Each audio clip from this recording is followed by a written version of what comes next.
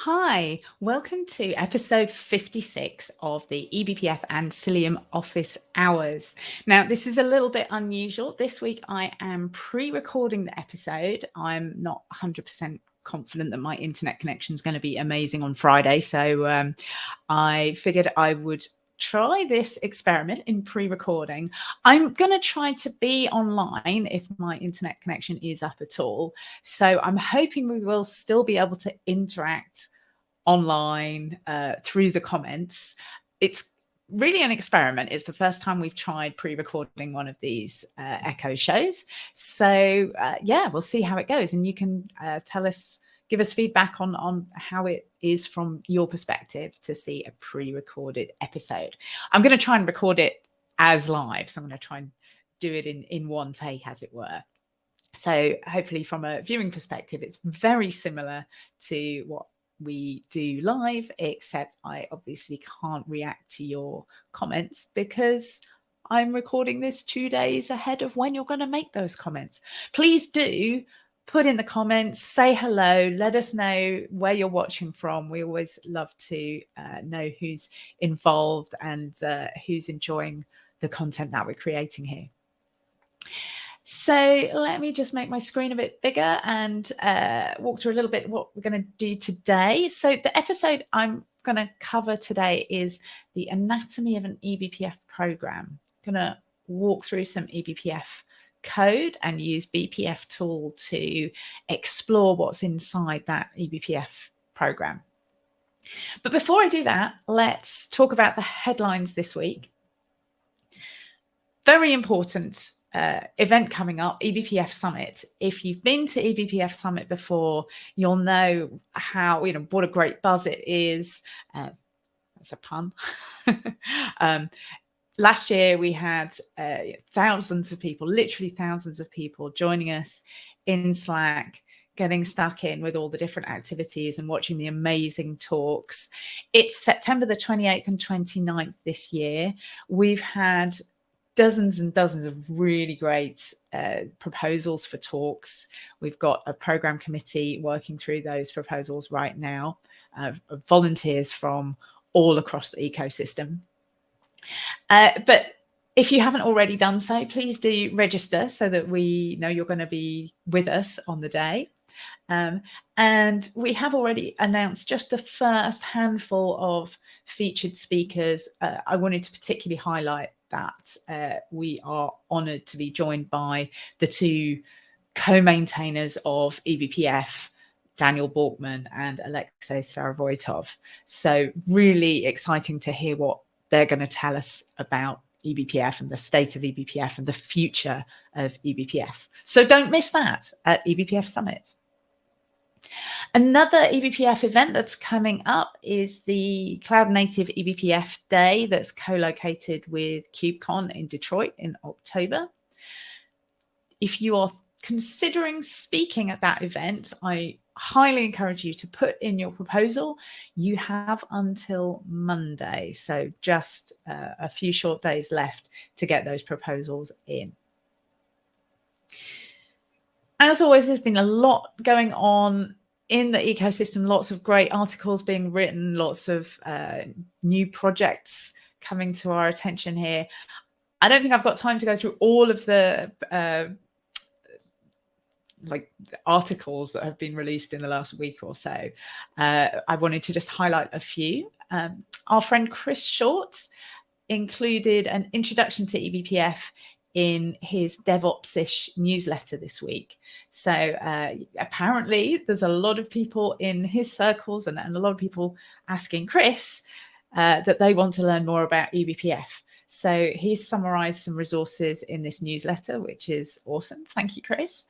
And as always, we'd recommend, following eCHO, signing up for the eCHO newsletter, seeing what's on eBPF.io and the eBPF Foundation, and of course, the event of the year, eBPF Summit. A project that I think has been around for a little while now, but really came to our attention this week is Kepler. So this stands for Kubernetes Efficient Power Level Exporter. And the exciting thing about this is that it is intended to help you measure the energy usage of your Kubernetes applications. So if you're running a giant scaled production system, it's going to be using a non-trivial amount of energy. And from a climate change perspective, from a sustainability perspective, it's really interesting to see eBPF being used to help measure that energy usage, or at least estimate that energy usage. So I think that's a really interesting project. There's a link here to a talk as well from the Open Source Summit, which can give you more information. Another talk, this time we have the slides here. This is a really great introduction here into the BPF verifier. So I highly encourage you to follow the links that are in our show notes and take a look at this explanation of the BPF verifier. It's really good. It's a really well laid out presentation. Another item, and I think I might have closed the link, so let's see if I can open it here, which is no, that's not the right link. See, I said I'd do it as live. Let's see if I can find it on my other screen and bring it in.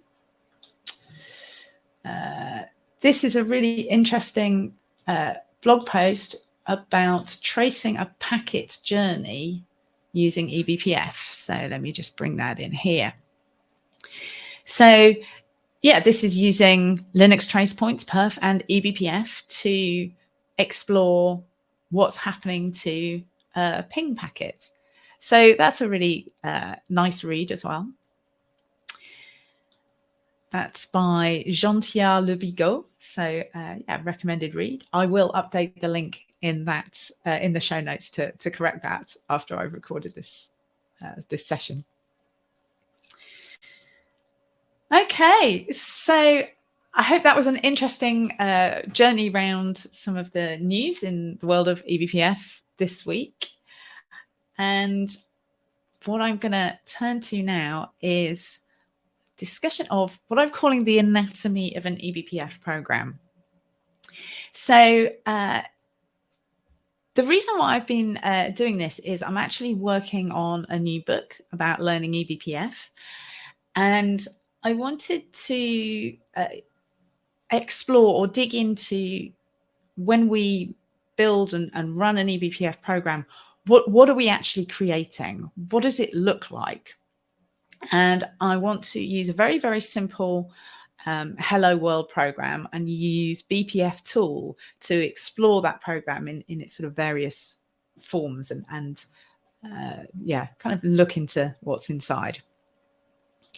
Now, in order to do this, I have been using a virtual machine called Lima. So this allows me to run virtual machines on Mac. If you haven't already come across it, I really recommend it. It's been super straightforward to use, even on a Mac M1. I used to use Vagrant and VirtualBox, and that became impossible when I moved to the M1 Mac. But as you can see from this YAML configuration file, this is defining my virtual machine that's running on Lima. We can base the virtual machine on different architecture images. So I can use an ARM-based version of Ubuntu 22.04. And so far, I've got to say, that's been absolutely seamless, really, really nice experience. So that project, I've linked to the Lima project on GitHub. Again, I highly recommend checking that out.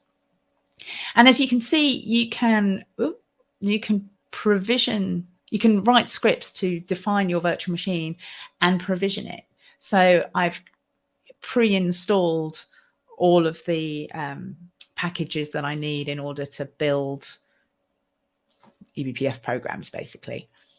So that's super useful. And I hope by the time that this episode goes out, I will have published the repo that includes this YAML file. And I hope that will be useful. So let's take a look at my Hello World program. I always like to do a Hello World. And this is super simple. I'm attaching it to a raw trace point for system call entry. And all it's going to do is trace out Hello World. So very, very simple. So I think the next thing I want to do is compile this. And I've got a make file. You know what? I'm just going to run make clean. So make sure everything is cleaned up. So I've got a make file. Again, I hope I'm going to have this published by the time this episode is out. And to start with, I'm just interested in compiling my BPF object file. And I'm going to do that using Clang. We're going to compile to BPF target type. And I'm actually going to include the symbols here. The -G option includes the debug information in the object file. So let's make my BPF object. And that doesn't take very long to compile. And that should have created hello.bpf.o. That's our object file. So let's kind of take a look at that file a bit more. We can use file to see what type of file it is. And it's an ELF file, so that's an executable and linkable format file. It says here it's eBPF, so that's great. There's the debug info that's been compiled in. So we know that it's an executable file. We could use LLVM object dump to explore it a bit further. Oops.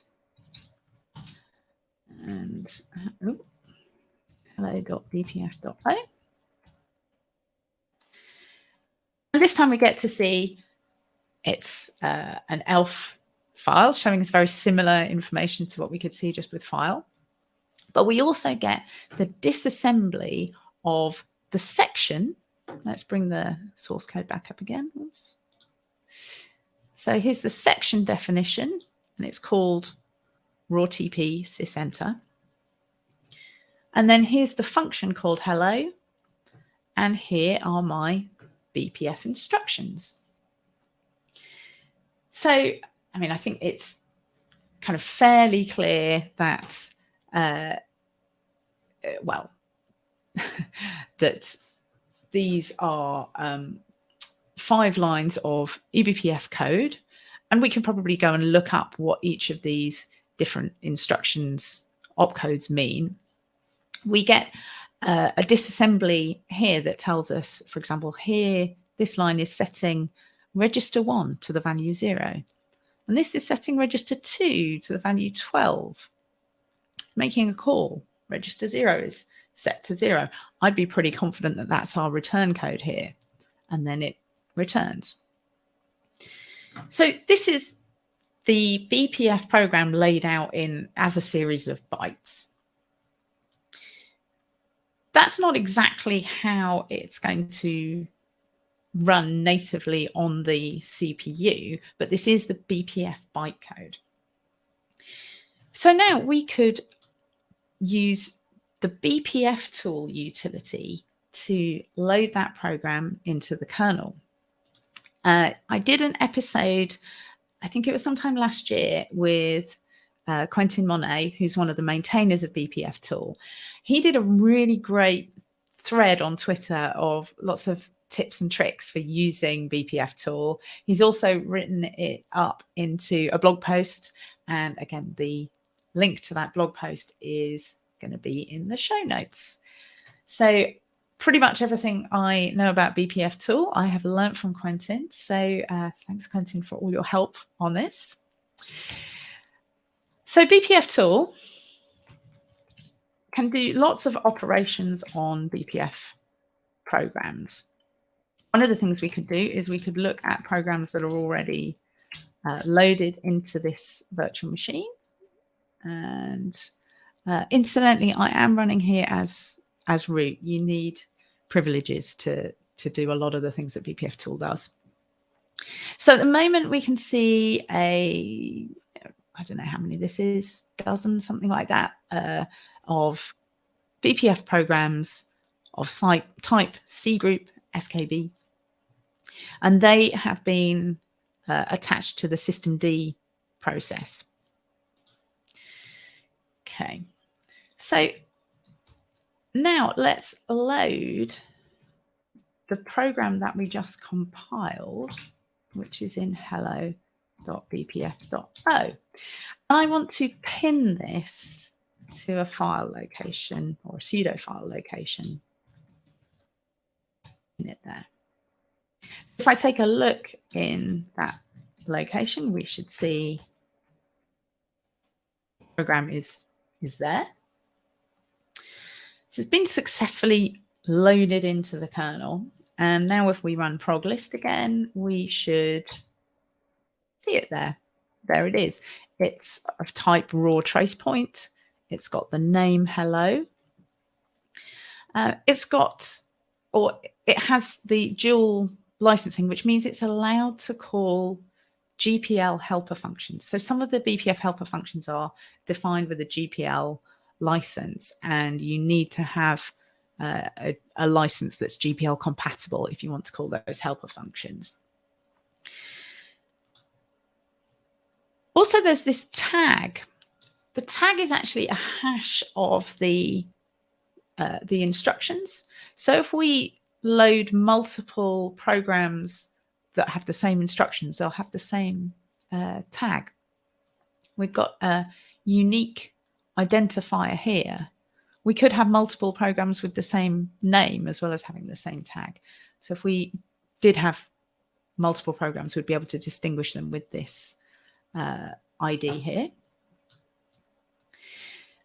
We can also have BPF tool show us the information about that particular program. So we could call it by name.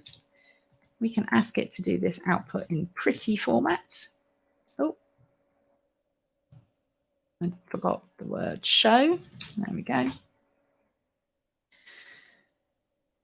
So that's very much the same kind of information that we just saw. We can see the identifier, we can see the type, the name, the tag, the fact that it's GPL compatible. And then we have some other interesting fields here that I want to dig into a bit more. The bytes translated and the bytes JITted. We can dump out the translated and the JITted version of this program using BPF tool. So let's dump out the translated version of hello. And this is kind of interesting compared to what we saw before when we looked at the object dump. Again, we've got 5 lines of instructions. We've got, in fact, if I go back and show that again, make this a little bit bigger. So we can see the relationship here. If we look at the first byte of each instruction from the object file, that matches the instruction here that's been dumped from the translated version of the code. This is showing us the code that has been loaded into the kernel.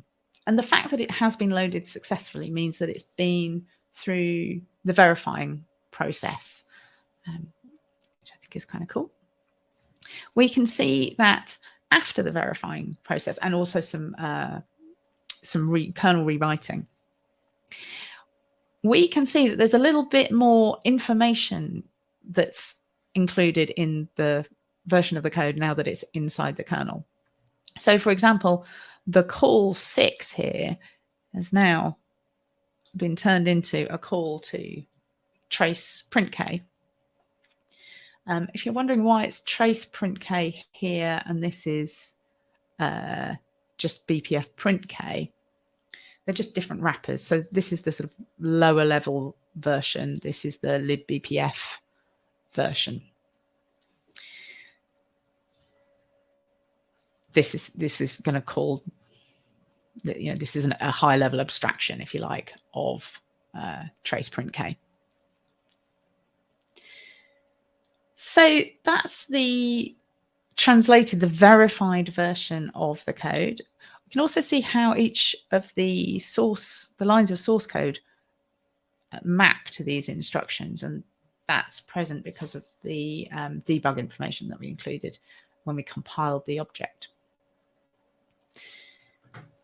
We could also take a look at the JITted version of the code. And this is the just-in-time compiled version. And what we can see here is the machine instructions. So this is translated to native instructions that will actually run on the on this machine. So this is assembly language, and I would say it's a fair bit harder to map this these instructions directly. It's harder as a human being to read this compared to the BPF bytecode. Fortunately, we do have the debug information that gives us a little bit of a clue where we are in the code. I think also interesting here, this string here is actually the same as the tag that we saw.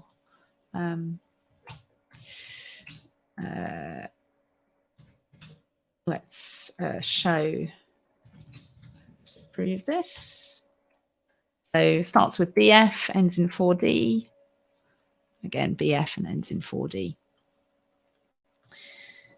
All right. The other thing that we have in BPF programs, we typically have not just the executable instructions, which are the programs, but we also have maps. And BPF tool can show us those maps.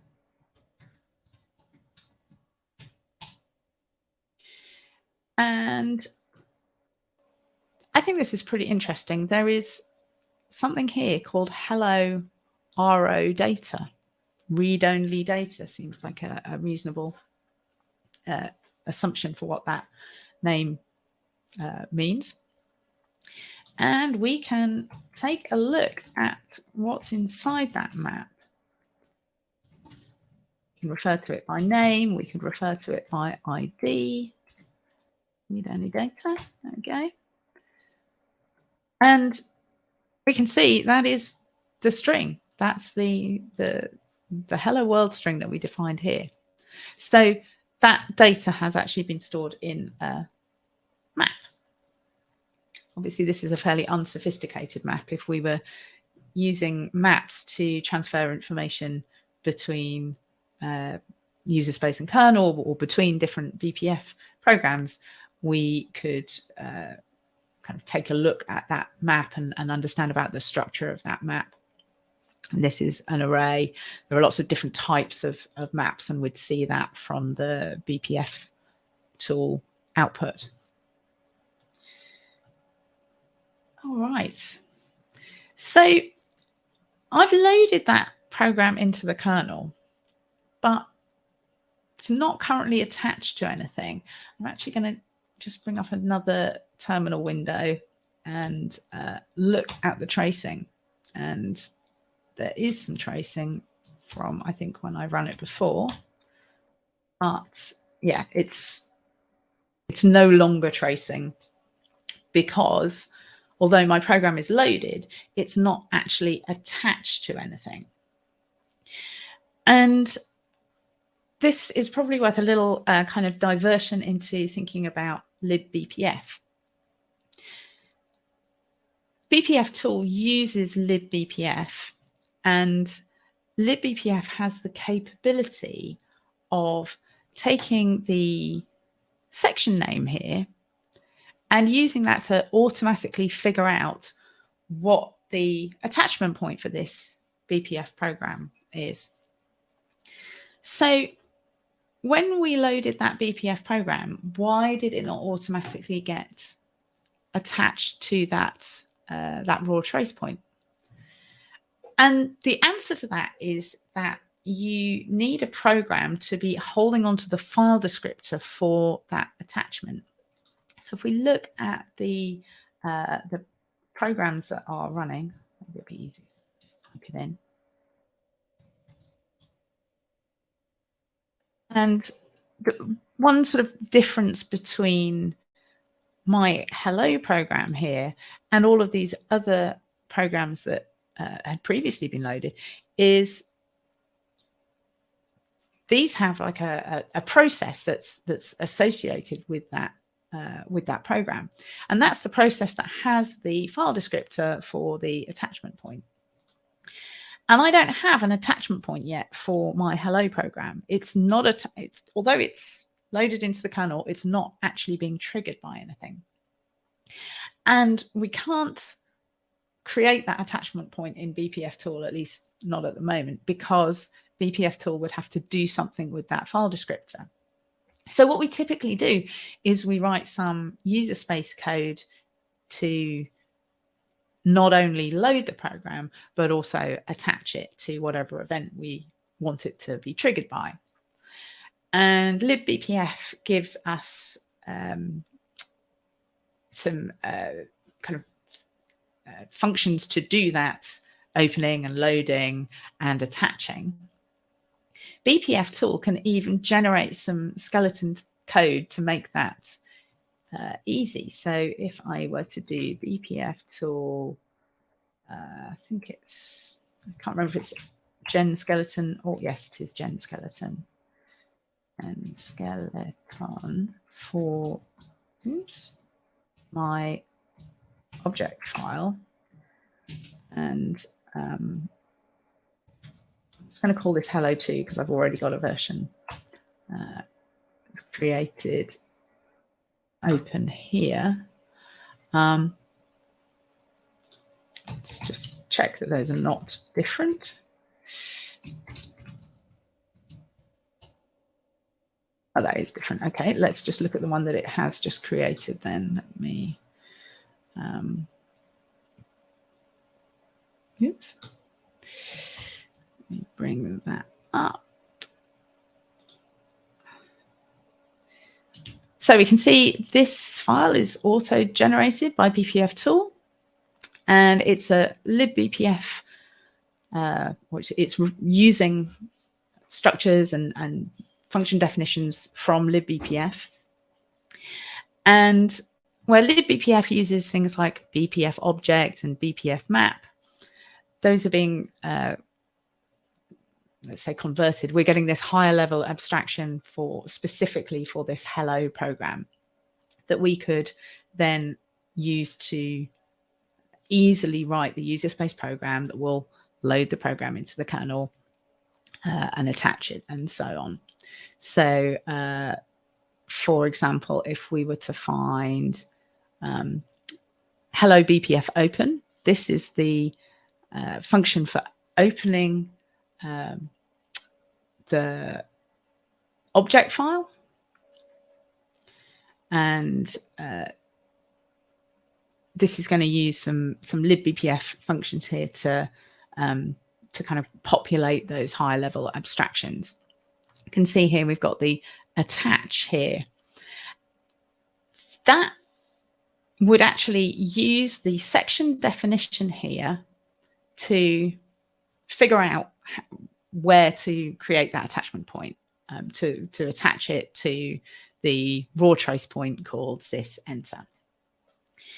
Now, I, for no reason other than sort of intellectual challenge, thought it would be interesting to see, well, could I, given that I've got so far with BPF tool, I've loaded the program into the kernel with BPF tool, can I avoid having to load the program again in my user space code? Could I write some user space code that would take that existing loaded program and attach it to the event that I wanted to attach it to? And here is what I came up with. And what I found is that I've had to use a combination of the lower level wrappers around the BPF syscall and the higher level libbpf calls in order to do this. So you'll remember that I pinned the BPF program to this sudo file location here.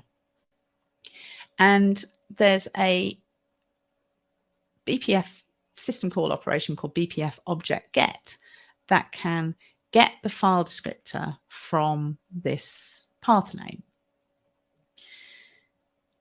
So I'm referring to the object that's already been loaded, or the program rather, that's already been loaded into the kernel.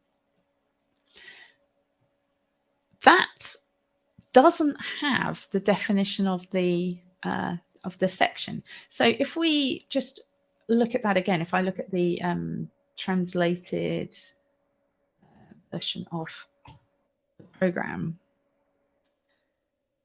it has got the function name, but it doesn't have it doesn't show us about the section name.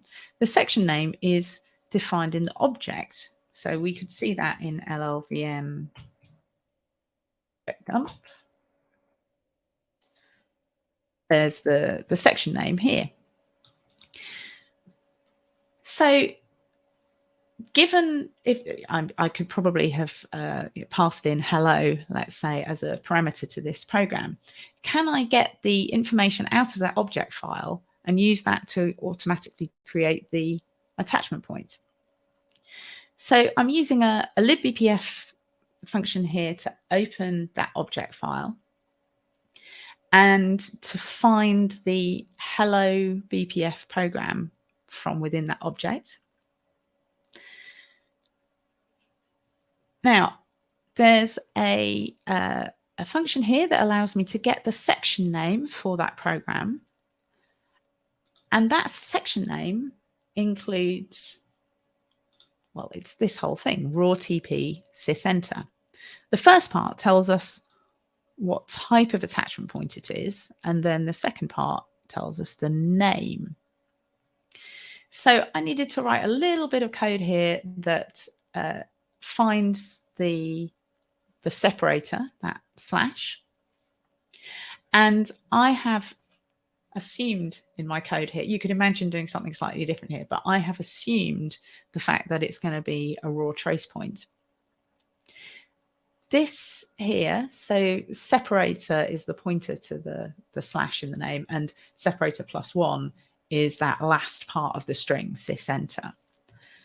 So I can use, again, the wrapper around the system call directly to, I mean, it's called open, but it's really attaching the program file descriptor that we got earlier to the raw trace point called sysenter. And that program file descriptor, you'll remember we got back up here from the program that's already loaded into the kernel. So now I've got hold of that file descriptor, and I'm just going to sleep for a long time so that we can see what's going on with that program. So if I just run make, compile my code, and I should show that my make file, it removes what was previously there, and then it loads the program back into sysfs BPF hello again. So it's using BPF tool just like I did manually to load that program. And this -d gives us all this debug output, and that's what we're seeing here. This is the output from BPF tool. So if I use BPF tool again, we should see, here's the program called hello. It's got a different ID this time because I've just loaded it again. And I'm going to run strace to see the BPF system calls when I run my hello executable. And then we can relate that to the C code here. So here's my getting the object, BPF object, at this path. And we get back the file descriptor number 3, which then gets printed out here. We find the program section name and print it out. So there it is here. You can also get the type from that program. There's a libbpf function here for getting that type. So I could have used that rather than just assuming it was a raw trace point type. I could have worked it out programmatically.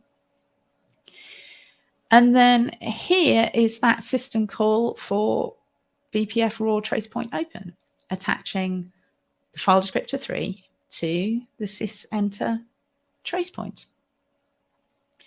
And so now that's attached, we should see tons and tons of tracing happening. So we have actually successfully attached the BPF program to the event using the BPF program that had previously been loaded into the kernel. That is probably an entirely, useless thing to do. I can't think of any particularly practical purpose why you would use BPF tool to load the program and then have a separate user space program to attach it. Why you would do that separately rather than writing the thing you would normally do would be write a user space program that does the loading as well as the attaching. But I thought that was kind of an interesting journey into what's happening or what we have inside those BPF programs and how we can use the BPF syscall to manipulate or attach that program to the event that we want to trigger that program.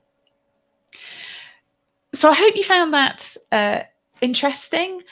If you've had any questions along the way, I hope you've been able to enter those comments. I hope that when you're watching this, because I am pre-recording, I hope that I have been able to join you online and answer any questions as we go along. Of course, you can always find me in the Cilium and eBPF Slack and ask me questions there as well. We also have an eCHO News channel inside the Slack, I guess, hash eCHO News. So if there are things that you would like to see us cover, or if you just want to get in touch, you can always join us in Slack there. I hope you found that interesting. Do give us feedback and we'll see you again soon. Thanks for watching.